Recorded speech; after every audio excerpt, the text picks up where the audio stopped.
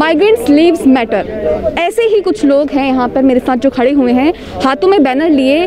Banner पर ये लिखा है माइग्रेंट्स लाइव्स मैटर। इसका मतलब जो प्रवासी हैं उनकी भी ज़िंदगी मायने रखती है।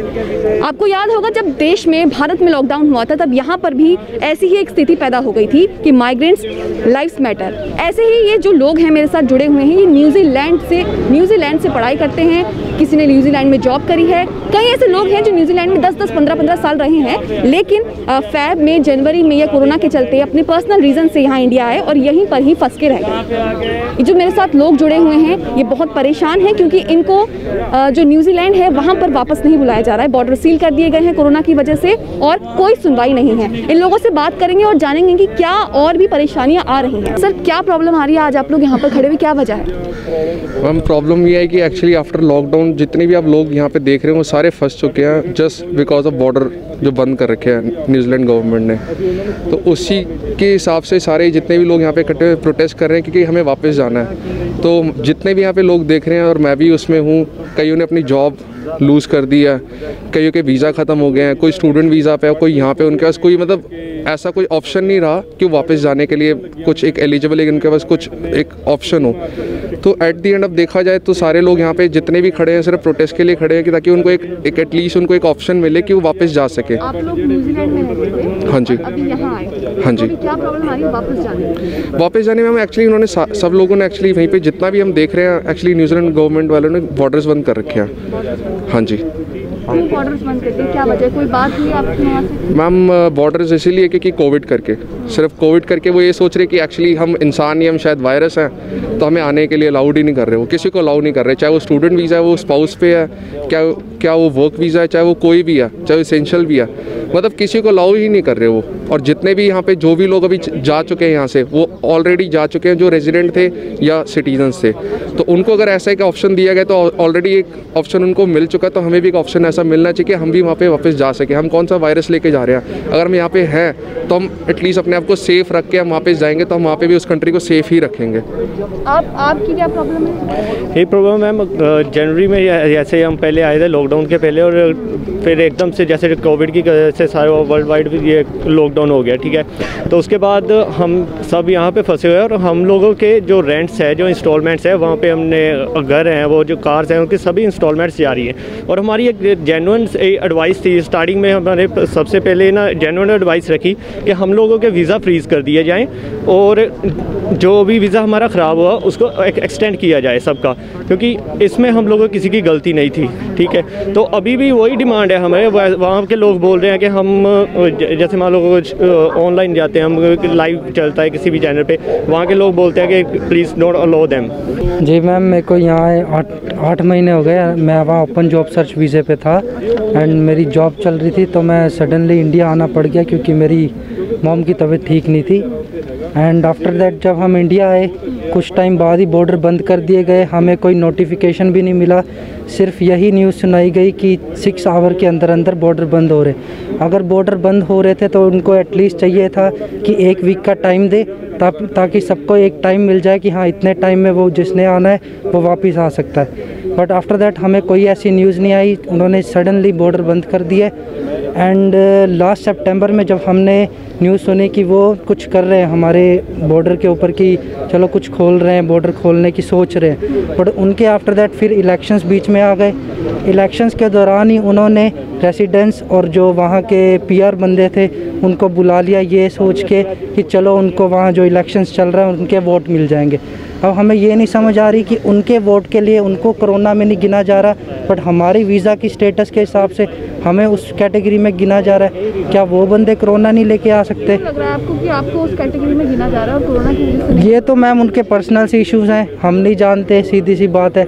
हाँ, इतना ज़रूर पता है कि जैसे जिस कैटेगरी के बंदों को वो अलाउ कर रहे हैं आने के लिए, उनका मेन फिर यही है कि उनको बेनिफिट होना चाहिए। जैसे कि मैंने अभी लास्ट भी ये भी सुना था कि जो न्यू इनटेक्स होती हैं बच्चों की, जो इंटरनेशनल स्टूडेंट यहाँ से एवरी कंट्री से बाहर जाते हैं, उनके लिए भी वो कुछ करने जा रहे हैं, उनके लिए भी वो न्यू इनटेक्स ऑर्गेनाइज़ कर रहे हैं ताकि न्यू इनटेक के बच्चे आ सके और उनका जो फंड्स लॉस हुआ है last with in like 9 months में, वो उनका कवर अप हो पाए।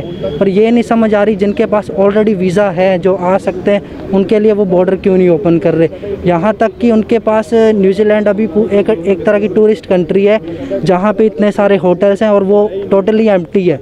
जितना मैंने अपने फ्रेंड से सुना, जितने मेरे होटल में लिंक है, वो टोटली एम्प्टी हैं। वो आइसोलेशन स्पेस भी मैनेज कर सकते हैं ईज़िली। यहाँ के जितने भी हमारे भाई सब बहनें देख रहे हैं कि अपना आइसोलेशन पे करने के लिए भी तैयार हैं, बट तब भी उनकी पता नहीं क्या ऐसी चीज़ है कि वो बॉर्डर खोलने को राज़ी नहीं हो रहे। और सबसे जो मेन बात आती है वो ये है कि एटलीस्ट कम से कम वो बात तो छेड़ें कि हम तुम्हारे इस जो प्रॉब्लम चल रही है, इशू चल रही है, उस पर हम सोच रहे हैं, कुछ करने जा रहे हैं, कुछ बात तो छेड़ें।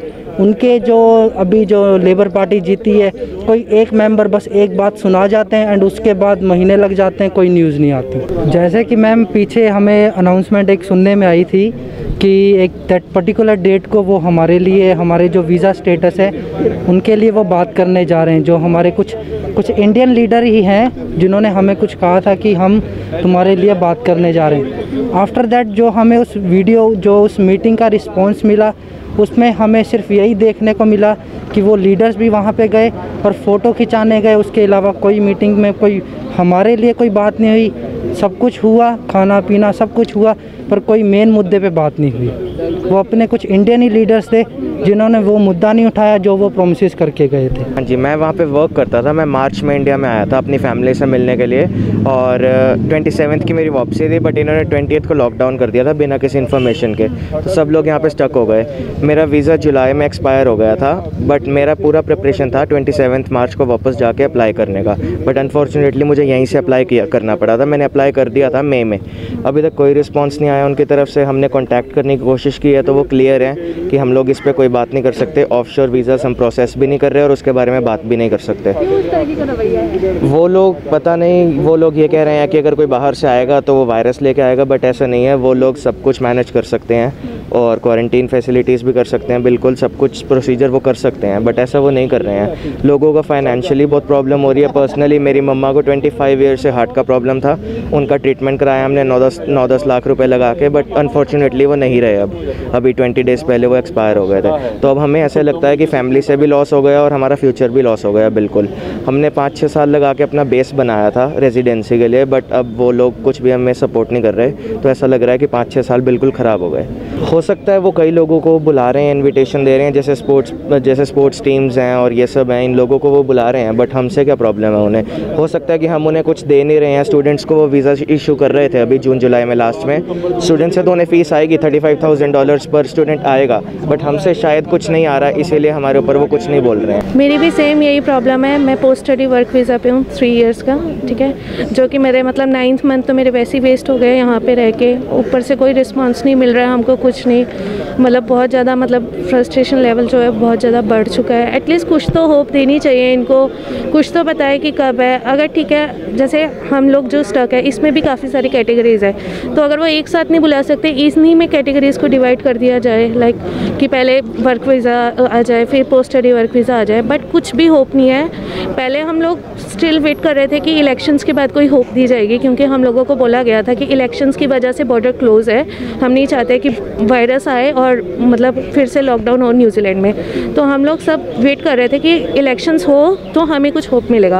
अब इलेक्शंस को भी 1 मंथ हो गया है, आज पूरा 1 मंथ हो गया है। कोई मतलब जो जैसिंडा है वहाँ की, वो आती है ऑनलाइन, बट वो मतलब कुछ भी नहीं बोलती है। एटलीस्ट कोई ना कोई होप देती है ना कुछ बताते हैं। मतलब हम लोगों को वो लाइक पूरा निगलेक्ट कर रहे हैं, कुछ भी रिस्पांस नहीं आता। क्या वजह लग रही है आपको ये इस रवैये की? वजह यही है कि वो नहीं चाहते शायद कि अब लोग आए। उन लोगों को मेन पैसा मिल चुका है, ठीक है, हम लोगों का पैसा गया है वहाँ पे। अब उनको कोई मतलब नहीं है, क्योंकि अब उनका प्रॉमिस ये था कि आप आओ स्टडी लो, उसके बाद हम आपको वीज़ा देंगे, ठीक है, पोस्ट स्टडी वीज़ा देंगे और सबको वर्क वीज़ा देंगे। बट अब जब हमारा टाइम है तो अब वो कुछ हेल्प नहीं कर रहे हैं, कुछ नहीं कर रहे हैं। नहीं। तो अब क्या मांगे हैं आपकी जो इंडियन गवर्नमेंट है, उससे क्या मांगे? हमारी उनसे ये अप्रोच है कि एटलीस्ट वो अगर हम लोगों को नहीं सुन रहे हैं तो इंडियन गवर्नमेंट को थोड़ा स्टेप हमारे लिए उठाना चाहिए, क्योंकि हम ठीक है हम इनके सिटीज़न हैं तो इनको ही हमारे लिए सोचना चाहिए कि एटलीस्ट जितना टाइम हमारा वीज़ा है जो इन्होंने अभी हमारा जो लॉकडाउन की वजह से और ये कोविड की वजह से जो हमारा रह गया है वो हमें वापस दिया जाए, मतलब एक्सटेंड किया जाए हमारे वीज़ास और हमें बुलाया जाए। जब तक कि एटलीस्ट हमारे वीज़ा तब तक तो बुलाए, जो मतलब उनका प्रॉमिस है उसको तो वो पूरा करे ना। जो हमारा राइट है कि तुम्हें ये चीज़ मिलनी चाहिए वो तो हमें मिलनी चाहिए ना, वो क्यों अब नहीं दे रहे हैं। 6 साल से मैं न्यूजीलैंड में हूँ, 6 साल से, और यहाँ पे बहुत सारे लोग ऐसे हैं जो कि 3 से 13 साल तक न्यूजीलैंड में रह चुके हैं। और अभी आपको एक ओवरव्यू मिल गया होगा कि क्या सिचुएशन है। पिछले 9 महीने से हम लोग यहाँ पे स्टक हैं, हमारे पास कोई इनकम नहीं है, कोई सोर्स ऑफ इनकम नहीं है। We are still paying rents, we are still paying expenses, we are still paying for our water bills and mobile bills, हम सब कुछ पे कर रहे हैं। तो इतने टाइम से हम यहाँ स्टक है और गवर्नमेंट हमारे साथ सिर्फ प्ले कर रही है। Next month will decide for something. हमारे बहुत सारे मिनिस्टर्स ऐसे हैं जो कि इलेक्शन से पहले ये मैंडेट लेके आए थे कि हम आपके बारे में कुछ जो है कुछ ना कुछ डिसीज़न लेंगे, एज सुन एज पॉसिबल हम डिसीज़न लेंगे। अभी हमारे ऑनरेबल मिनिस्टर है प्रियंका राधाकृष्णन, जो कि मिनिस्टर इन पार्लियामेंट है, उन्होंने ये मैंडेट लाया था कि हम आपको कुछ ना कुछ जो माइग्रेंट जो स्टक है ओवरसीज़ उनके लिए हम कुछ ना कुछ करेंगे डेफिनेटली। बट अभी तक कोई भी उनका डिसीज़न नहीं आ रहा और वो कोई होप दे ही नहीं रहे हैं। यहाँ बहुत सारे लोग ऐसे हैं जिनके वीज़ा एक्सपायर हो चुके हैं, बहुत सारे लोगों के वीज़ा एक्सपायर हैं, बहुत सारे लोगों के होने वाले हैं। किसी का कल एक्सपायर हो रहा है, किसी का 15 दिन के बाद एक्सपायर हो रहा है। तो ये बहुत बड़ा इशू है, वो हमें कुछ बता नहीं रहे हैं, कोई डेट नहीं दे रहे हैं। तो हमारा यही एक डिमांड है कि आप एटलीस्ट अगर बुला नहीं रहे, बॉर्डर मत खोलो, एटलीस्ट हमारे वीज़ास फ्रीज कर दो, हमें कोई तो श्योरिटी दे दो। हमारी पूरी लाइफ 5-6 साल की वहाँ पे जो मेहनत की है हमने, मेरी वहाँ पे बाइक्स हैं खड़ी, 2-3 बाइक्स हैं, गाड़ियाँ हैं, सब पूरा फर्नीचर बना के रखा हुआ है। हम तो प्लान कर रहे हैं, PR अप्लाई करके आए हुए हैं, तो सब कुछ जो है इस वजह से डिस्टर्ब हो गया। तो एक ही रिक्वेस्ट है, इवन इंडियन गवर्नमेंट से भी ये रिक्वेस्ट है कि अगर आप अपने सिटीज़न जो बाहर स्टक थे आप बुला सकते हो, जो हम लोग यहाँ स्टक हैं एटलीस्ट हमें हमारी रेजिडेंट कंट्रीज़ में भेजो। तो एक इंडियन गवर्नमेंट से भी अपील है और उतना ही अपील हम करते हैं कि न्यूजीलैंड गवर्नमेंट भी वो हमारी बात सुने, एटलीस्ट कुछ ना कुछ डिसीजन वो हमें दे। मुझे लगता है कुछ ना कुछ ये लोग पॉलिटिकली वो पहले तो वो लोग बोलते हैं इलेक्शन से पहले कि वो कुछ ना कुछ करेंगे, एक होप हम लोगों के सामने जनरेट करते हैं। हम लोगों को लग भी रहा था कि कुछ ना कुछ जैसे ही केसेस कम हो जाएंगे वो लोग हमको वापस से बुला लेंगे। और हम लोग तो 5-5 साल से 6-6 साल से वहाँ पे थे, हम लोग जो है टैक्स भी हम लोग पे कर रहे थे। अभी जब हम लोग यहाँ पे आए तो किसी ना किसी इमरजेंसी में या किसी का फैमिली को इश्यू है, किसी की यहाँ पे डेथ हो गई या मॉम को किसी के कुछ ना कुछ इश्यू है, तभी हम लोग यहाँ पे आए थे। हमारे सारे डॉक्यूमेंट्स, हमारे पैसे, हमको रेंट देना पड़ता है, हमारी कार वहाँ पे हमको उसका जो है उसका भी हमने जो है हर चीज़ का हमको पे करना पड़ता है यहाँ पे रहने के बावजूद। यहाँ के एक्सपेंसेस हमारे बढ़ गए। गवर्नमेंट ने एक उम्मीद जगाने के बाद में इलेक्शन होते ही वो सब चीज़ें भूल गए। और ऐसा लगता नहीं, क्योंकि जब हम लोग न्यूजीलैंड में गए थे तो हमको प्राउड फील होता था, न्यूजीलैंड के लोग बहुत अच्छे हैं, न्यूजीलैंड की प्राइम मिनिस्टर बहुत अच्छी है और उम्मीद है डेफिनेटली वो कुछ ना कुछ करेंगे। हो सकता है कि अभी जब पहला सेशन चलेगा तो डेफिनेटली उनसे उम्मीद है, जैसा उनका जो अभी तक का जो उनका स्वभाव रहा है, तो डेफिनेटली वो कुछ ना कुछ हमारे लिए करेंगे। आप लोग 8-9 महीने से परेशान हैं, तो इंडियन गवर्नमेंट को भी बात देखिए, हम लोग 8-9 महीने से वैसे परेशान नहीं थे। उस वक्त तक हमको ऐसा लगता था क्योंकि ये जो कोरोना वायरस की वजह से हम लोग नहीं जा पा रहे, तब तक हमको ऐसा नहीं लगता था कि न्यूजीलैंड गवर्नमेंट हमको बुला नहीं रही है। अब हमको लग रहा है कि न्यूजीलैंड गवर्नमेंट हमको बुला नहीं रही है, तो अब हमारी परेशानी बढ़ी, अब हमारी रातों की नींद गायब है, हम लोग डिप्रेशन में चले गए। हम लोग जो है डॉक्टर्स के पास में जाकर के बोलते तो वो साफ बोल देते कि आपको डिप्रेशन है। फिर वो जाहिर सी बात है, क्योंकि हमारा सारा फ्यूचर यहाँ पे सब कुछ फिनिश हो गया, हमारी सारी मेहनतें सब कुछ, क्योंकि हमारी लाइफ कभी कभी ऐसा लगता है कि लाइफ से हार ही मान लें, क्योंकि ऐसा सिचुएशन में ला के खड़ा कर दिया। हमको 8 महीने से नहीं लगता था कि न्यूजीलैंड गवर्नमेंट कुछ नहीं करेगी, क्योंकि न्यूजीलैंड गवर्नमेंट ने सभी के लिए कुछ ना कुछ किया है और एक उम्मीद हमको जगा दी थी। इलेक्शन से पहले तक हमको नहीं लग रहा था, हमको लग रहा था कि जिन लोगों की वीज़ा एक्सपायर है वो कुछ ना कुछ करेंगे, ज़रूर करेंगे, वो करते हैं। ऐसा लग रहा था कि वो कुछ ना कुछ करेंगे और वापस से चले जाएंगे, नॉर्मल हो जाएगा, कोई बात नहीं, क्योंकि कोरोना वायरस की वजह से पूरी दुनिया के लोग परेशान हुए हैं। हम लोग सिर्फ हम लोग नहीं हैं, हमारे साथ में हज़ारों 35,000 से ज़्यादा लोग बाहर स्टक हुए हैं न्यूजीलैंड के। तो लेकिन अब जब गवर्नमेंट बनने के बाद में उन लोगों ने चुप्पी साध ली है, तब हमको हमारी बेचैनी बढ़ गई है। हमको लग रहा है कि अब हमारा सब कुछ लूट गया, सब कुछ खत्म किया गया। मैं वहाँ पे एनजेड फार्मास्यूटिकल कंपनी में काम करती हूँ। मैंने वहाँ पे कंप्यूटर साइंस में स्टडीज़ कंप्लीट की थी और मेरे पास वहीं पे मैंने स्टडीज़ की। और उसके बाद जैसे कि सबको 3 साल का वीज़ा मिलता है, मेरे पास भी 3 साल का ओपन वर्क वीज़ा था। बट मैं यहाँ पे फरवरी में आई और अपने पर्सनल रीज़न से, वेडिंग पर्पज़ से। यहाँ पे बहुत से लोग हैं जो अपने अलग अलग कंडीशन से आए हैं। तो हमें एक्चुअली जैसे ही कि 19 मार्च को नोटिफिकेशन आया, प्राइम मिनिस्टर लाइव आए और उन्होंने बोला कि अब जो है न्यूजीलैंड के बॉर्डर्स क्लोज्ड हैं। तो हमें लगा ओके कोविड की सिचुएशन है, सब कंट्रीज़ ऐसे कर रही हैं, इंडिया ने भी करा था, बट वन सिचुएशन ठीक हो जाएगी then we will be allowed back. पर ऐसा कुछ नहीं हुआ। स्टार्टिंग में हम वेट करते रहे क्योंकि जैसे कि हर कंट्री कर रही थी अपने सिटीजन्स को, PR होल्डर्स को, उनको पहले वो प्रायोरिटी दे रहे थे, विच इज़ फेयर इनफ होता है। बट हमें लगा था हमारा भी नंबर आएगा, क्यू में है, क्योंकि मई में आके एक बार एश्योरेंस भी दी थी वहाँ की प्राइम मिनिस्टर जसिंडा जी ने कि आपको भी हम नेक्स्ट जो है नंबर वो वर्क वीज़ा होल्डर्स का है, क्योंकि हमारी वहाँ पे जॉब है। फिर क्या हुआ, वहाँ पे भी काफ़ी इकोनॉमी हर कंट्री की डाउन हुई, वहाँ पे भी जॉब लॉस हुए। फिर ऐसा हुआ कि एग्जेम्पशंस डाले गए कि जिनको ट्रैवल करना है तो वो एग्जेम्पशन रिक्वेस्ट डालें, तो वो अप्रूव होंगी, तो उसके बाद ही आपको ट्रैवल रिक्वेस्ट आप रिक्वेस्ट कर सकते हो न्यूजीलैंड में आने का। बट मोस्टली लोगों की जो रिजेक्ट हो गया एग्जेम्पशन। हमने ह्यूमैनिटेरियन रीज़न पे भी डाला, क्योंकि मेरे केस में जो है मेरी सिस्टर जो है वो PR है वहाँ की, और उसके जो 2 छोटे बच्चे हैं वो भी न्यूजीलैंड के सिटीज़न हैं। तो ऐसे कोविड के सिचुएशन में वो फ़्लाइट में 16-17 आवर्स की फ़्लाइट में वो दोनों छोटे बच्चों के साथ ट्रैवल नहीं कर सकती। तो मैंने डाला कि मुझे भी साथ में उसके ट्रैवल करने दिया जाए, because they are so young kids और न्यूजीलैंड के सिटीज़न हैं, उनकी सेफ्टी के लिए, और क्योंकि हम वहाँ पे भी साथ में ही रहते हैं, हम फैमिली हैं। तो ऐसा कुछ नहीं हुआ, स्ट्रेट अवे रिजेक्ट हो गई। रिप्लाई आया कि आपके जो नेफ्यू और नीस हैं जो कि न्यूजीलैंड के सिटीज़न हैं वो ट्रैवल कर सकते हैं किसी भी टाइम पे। तो उनसे पूछा जाए कि कैसे एक 3 साल का बच्चा और 1 साल की बच्ची ट्रैवल करेगी इतने आवर्स का ट्रैवल, वो भी कोविड की सिचुएशन में। तो उसके बाद हमें लगा कि वेट करते हैं, क्या पता कुछ इलेक्शन के बाद हमारी मांगें सुनी जाएगी। बट इलेक्शन भी हुआ, वापस भी रिलेक्ट हुए, बट हमारे लिए कोई भी अब तक एश्योरेंस नहीं आया है या कोई डेडलाइन हमें दी गई है।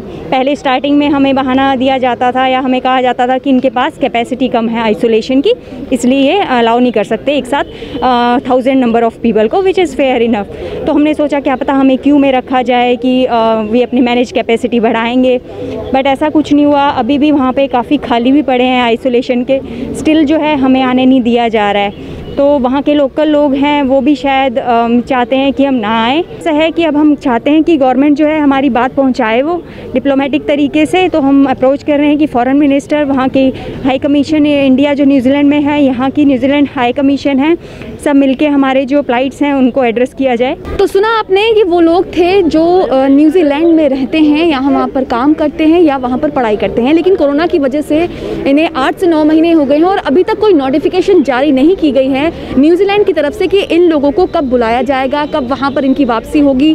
जो इनके घर हैं, जो इनकी गाड़ियाँ हैं, जो इनकी बिलोंगिंग्स है, जो इनके घर का सामान है, उसका ये लोग रेंट पे कर रहे हैं लगातार, वहाँ पर अपनी जो जितनी भी सारी चीज़ें हैं उसका रख रखाव कर रहे हैं, लेकिन इनको अभी तक ऐसी कोई नोटिफिकेशन जारी नहीं की गई है जिससे ये पता लगे कि ये वापस वहाँ पर जाकर अपना काम कब और कैसे शुरू कर सकते हैं। न्यूजीलैंड की PM से इन लोगों की एक ही दरख्वास्त है कि जल्द से जल्द इन्हें वापस बुलाया जाए, इनके लिए नोटिफिकेशन जारी की जाए और इन्हें बताया जाए कि किस तरीके से इनको दोबारा वहाँ पर वापस बुलाया जाएगा, क्योंकि इनमें से कई ऐसे लोग हैं जिनका जो वीज़ा है वो एक्सपायर हो गया है। तो इनकी ये भी मांगे हैं कि जो वीज़ा एक्सपायर हो गया है उसको एक्सटेंड किया जाए। न्यूज़ मैक्स के लिए कैमरामैन फयाज हुसैन के साथ मुनमुन। सभी अहम खबरों के लिए न्यूज़ MX को सब्सक्राइब करें।